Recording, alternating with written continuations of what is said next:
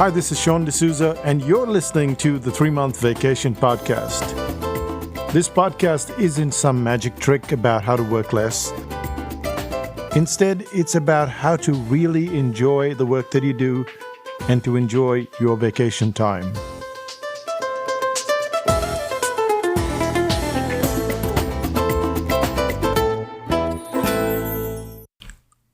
Hi, it's Sean D'Souza, and you're listening to the 3-Month Vacation.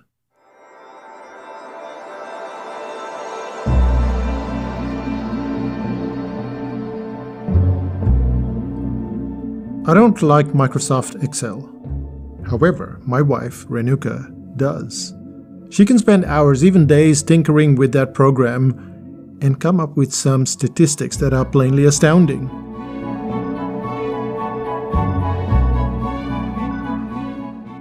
So one day we're sitting down to lunch, as we do every afternoon, and she announces the results of her morning escapade with Excel. Guess what percentage of our income is derived from workshops and offline events, she asked me.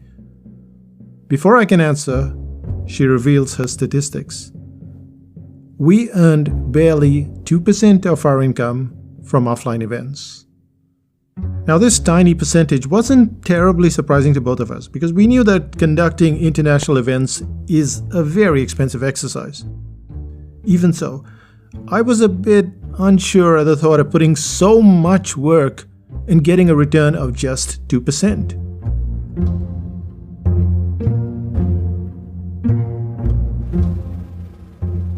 At this point, Renuka smiles and she says, "Guess how much of our income comes as a direct result of those events?"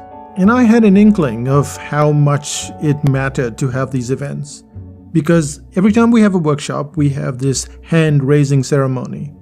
And at this workshop, I will ask people to raise their hands and ask how many clients have done online courses with us. And at least 50% of the hands go up. Then I ask them to keep their hands raised if they've done 2 courses with us. And the hands still stay up. And then I ask if they've done 3 courses with us. And a few hands go down, but mostly they stay up. So at this point, you're probably wondering, what is causing this? Is it the online courses that lead clients to come to the in-person workshop? Often, it's the other way around. Clients that attend the offline courses, the in-person events, they come online and they do those courses as well. It makes perfect sense to you when you think of it in terms of dating, doesn't it? A relationship can be formed online, but to make sure that you're not picking the wrong person, you and I both have to do the offline thing. We have to meet.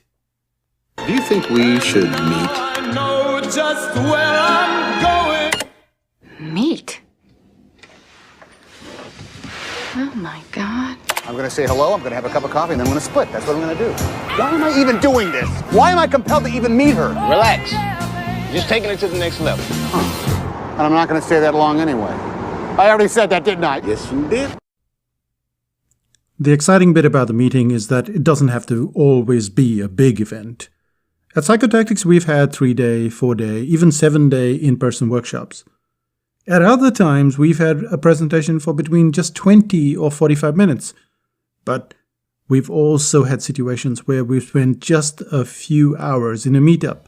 We've given answers to the client's questions, then we've gone for an extended lunch or a dinner. In every case, the results are similar.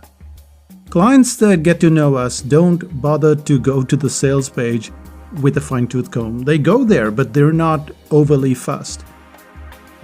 So when we offer a product or a workshop or a course, they sign up instantly. They have met us offline, they have got to know us well, and they trust us.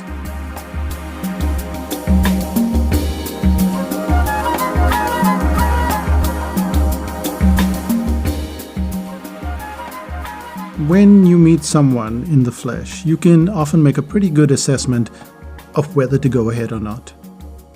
Which is why, despite the very small income that comes from workshops and events, we continue to run offline events.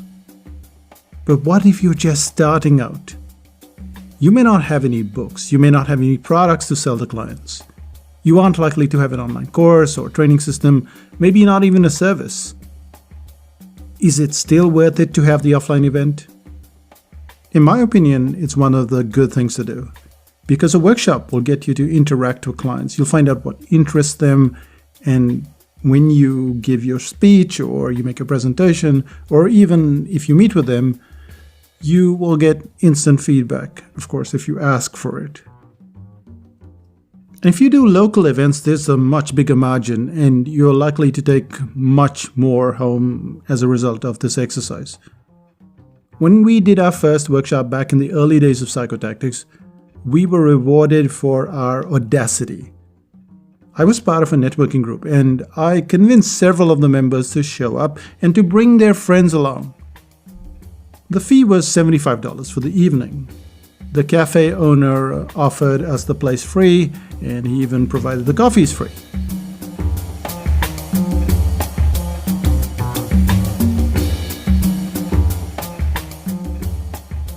That event netted us $1,500 because 20 people showed up. But it didn't stop at that point. It's a well-known fact that the hardest sell is the first one. So what I did before the event was to work out a strategy that would enable the clients to come back. So they came for this one workshop, but then they could sign up for a recurring event that took place every single month. The question is, how did we go about this task, and how can you do something similar? This series will cover 3 core factors. The first is where you'll get your clients. The second is how to get testimonials, when to get testimonials, why these testimonials are so critical. And the third is how to get your clients to come back. Let's start out with the first one, which is where to get your clients.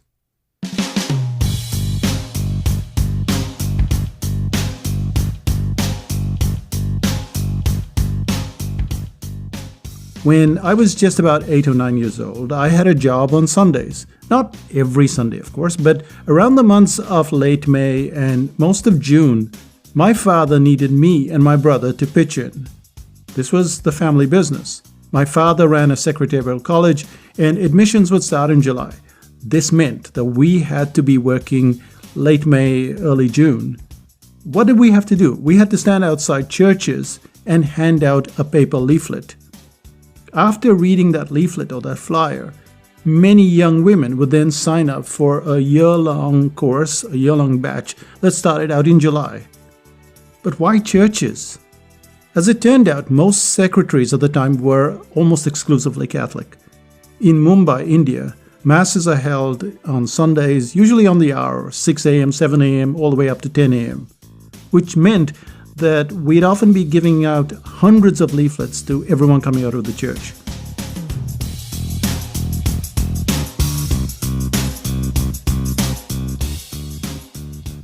Some of them would then take those leaflets, give it to someone else, or some of them would be candidates and they would then sign up for that course. So what's really happening here? You're showing up and you're making yourself known in places where your future clients are congregating. Now, if you've been brought up on the goodness of the internet, you might think that it's the best idea in the world to sit behind a computer, write a blog, and then clients will come rushing in. In thousands of cases, that method has been valid, but it often takes a lot of time. It takes a lot of energy to get that business model off the ground. And this is why you may as well take a deep breath and go offline. Scary as it may seem, it's time to do an in-person event instead. Now, this raises a very pertinent question. Where do you get your clients? The answer is not apparent, and for good reason. Let's say you wanted to start a cooking class. Let's say you're no great chef, but you're no slouch at cooking either. Where would you go? Do you randomly post leaflets in your neighborhood boxes? That's one option, but there would be a lot of waste, and it's unlikely that everyone in your neighborhood is suddenly going to be interested in investing in a frying pan and coming to your cooking class. So instead, go looking for a problem that needs solving. So when you look at the example of me and my brother and my father distributing those leaflets outside the church, it seems like a scattergun approach, doesn't it? However, as we already noted, there was a method to that madness.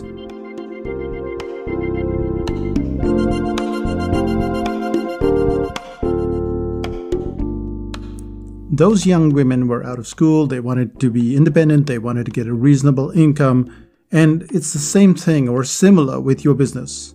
When you're looking for an audience, you too need to look at the problem that you're solving and not just focus on the solution. Every product or service is going to solve a problem. Sometimes you can find clients in the obvious place. For example, we were able to find clients at our networking group. However, we also went on to meet a group of coaches. We spoke at a dental conference and many other conferences of that nature. The problem that we were solving with the brain audit was one of hesitation, and all of these businesses, whether they were running a pottery business or a dental business or any kind of business, they needed to solve that problem of why the customer hesitates at the last second and how to get them past that point.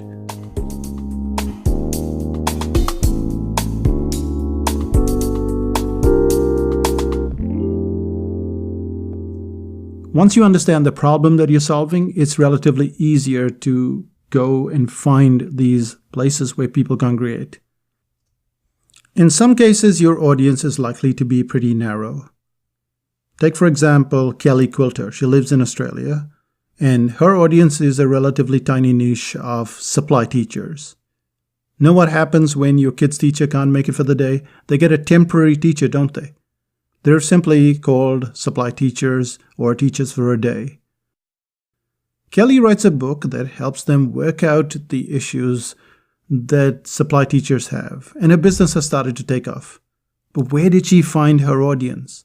Not offline, but online. She found them in teaching groups. She found them in Facebook groups. In her case, the internet has come to the rescue and has enabled her to sell her book, her second book and third book, if I'm not mistaken. So it's not an offline audience to begin with, but over time, every audience, whether you find them online or offline, can be engaged with a real setting, in a real place, and drinking real coffee.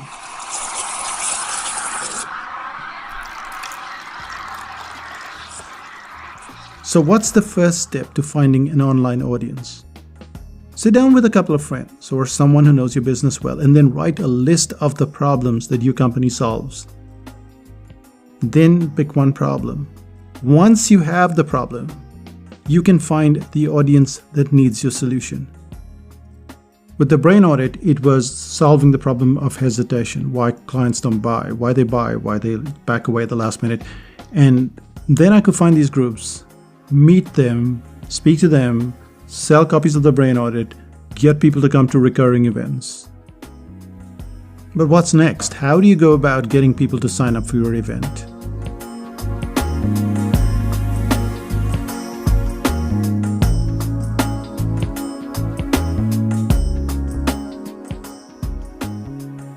You know the phrase that says think big? Well, the way to get started is to think small. And I found this quite by mistake. When we started out, I'd always compare myself with more prominent marketers, and somehow I'd extrapolate their numbers to my own. If they had 5,000 people at their event, I would automatically assume that I could get at least 150 people. That was entirely feasible in my mind. And then I ran into a friend of mine, Kushla Martin, who told me about an event she was attending, and then she told me, I've gone and paid $75 for this event. And two things struck me at once. The first thing I realized was there wasn't some elaborate event that I was always dreaming about. It was a simple speech. It would probably take an hour, possibly a couple of hours. And Kushla was more than happy to go out, to get inspired, to pay her $75. And that $75, that was the second piece of advice that stuck in my head. When you have to make a decision that involves hundreds or thousands of dollars, there's a lot of decision-making, fund checking to be done. With a $75 event price, it was relatively easy for anyone to go to an event. Even though my business was relatively new, I too had been to at least 2 or 3 of these events that were in the $50 to $75 range. But how do you get people to sign up for the event? You announce the event, the venue, you put a price on it. Remember, the clients aren't coming to your event just to support you, though a few friends may show up, they might do just that. The rest of the clients are there because they want to learn something so that they can use it in their own lives, in their own business. So ask yourself, what will the clients get as a result of attending your event? Let's take the example of Saatchi's Kitchen in Auckland.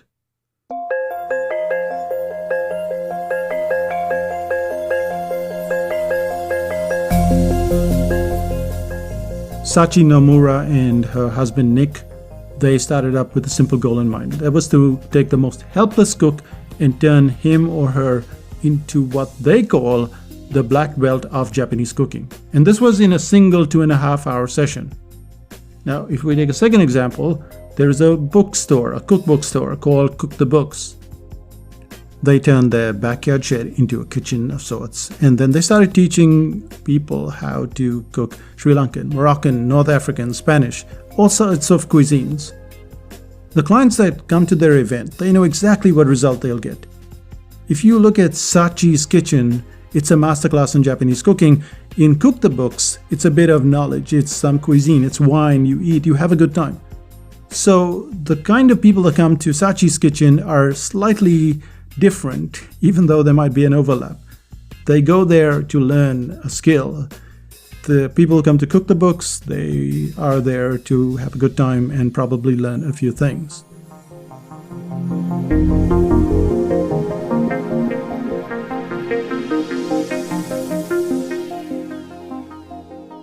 So now that you've decided what are you going to do, you have to publicize your event. You can put the details up on sites like Eventbrite or Event Finder. These are event sites, at least that I know of, and you'll have some event sites on your side of the world as well. You'll be amazed at how many people want to go offline, how many people want to meet other people. I've been to watercolor classes, photography sessions, dancing lessons, and even bought a couple of houses as a result of offline events. However, once you've got the event going, it's time to think of the next step. Once you've got your event going, you think, well, I've got to focus on this event. I've got to get all the content ready. I have to prepare myself. I have to do all this stuff. But one of the main things that you need to do at this point in time is to consider getting testimonials. You think, why do I need to get testimonials? Well, you know the obvious answer to getting testimonials, but you have to factor in that you're going to have to get a lot of the testimonials, or at least some of them at the event, or at least an acceptance that people will give you testimonials when you contact them later. But we'll cover that in the next episode.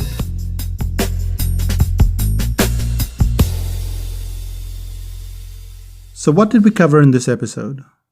The first thing was why you need to consider planning an event offline.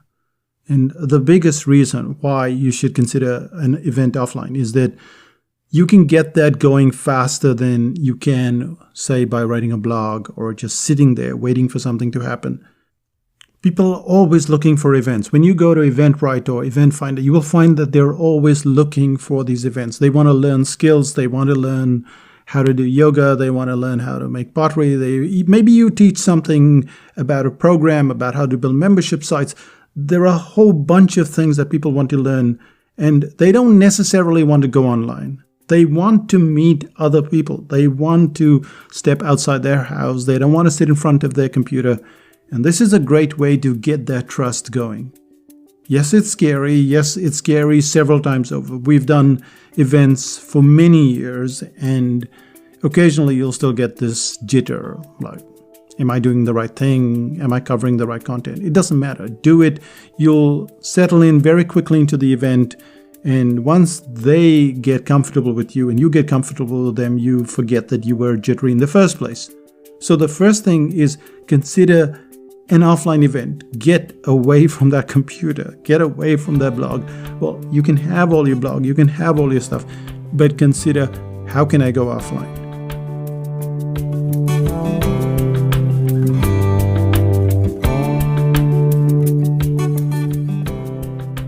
And the second thing is, where do you get the clients? You get the clients once you know what problem you're solving. So the clients are always there. There are loads of groups out there, but you have to take your problem, that problem that you're solving, like we did with the brain audit, then go to that group and tell them, hey, your group has this problem and we can help you solve this problem, and I would like to come and speak to your group. So the group's already sitting there. Now you go in, you speak to them. When you speak to them, they are more likely to sign up to future events. They are more likely to buy a book, a product, or a course. But it's not limited to just the books and the products. It could also be a service. And that's how you start to get clients. A lot of people have started offline before they take stuff online. A lot of people have started online and then they go offline. You want to mix both of them, and you want to have that facility to mix both of them. When you think of all the people who are really famous that you know of in your field or in other fields, you will notice one thing for a lot of them, and that is they're at offline events. If offline events didn't work, why would they go to these events? Why would they speak at these events? Why would they conduct their own workshops, their own training? Why? It's because there is a factor of trust, there is a factor of meeting the person, and that's why they have these events. That's why offline and online work. Everyone seems to worry about being online, running an online business. But the core of business is just that clients need to trust you, and they do that trusting bit very effectively offline. And that brings us to the end of this episode. But what's happening in Psychotactics land?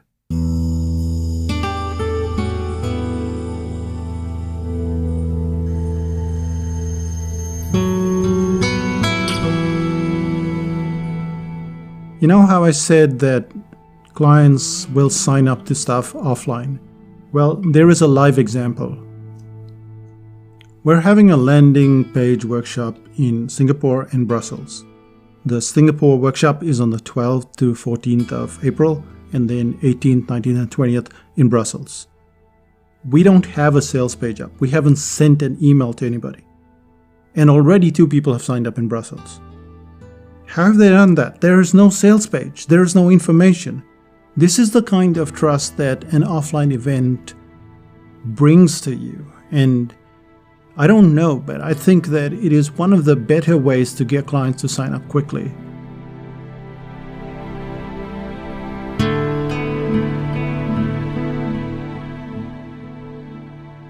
When you look at Psychotactics, you'll often hear us filling up a course in 24 hours, but sometimes in 24 minutes. And you think, what have they done? What kind of Facebook campaign have they run? What kind of advertising have they done? What kind of joint ventures have they done?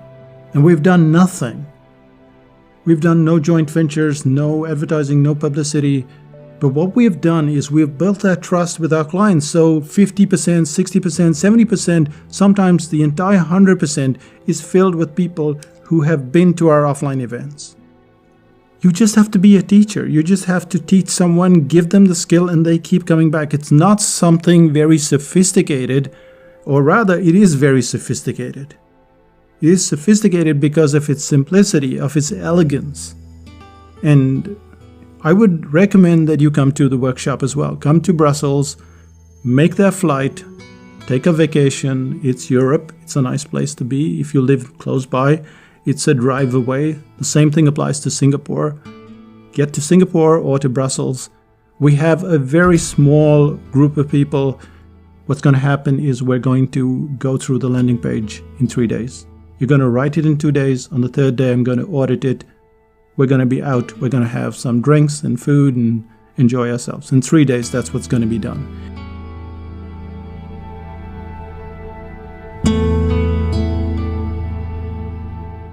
If you can't make it, at least get to Client Attractors. Now, Client Attractors is the book, and it shows you how to write bullets. And if you can write bullets, that's like an enormous amount of the page. That's what causes clients to buy. So go to Client Attractors. And yes, join us in 5000 BC. It's the place for introverts.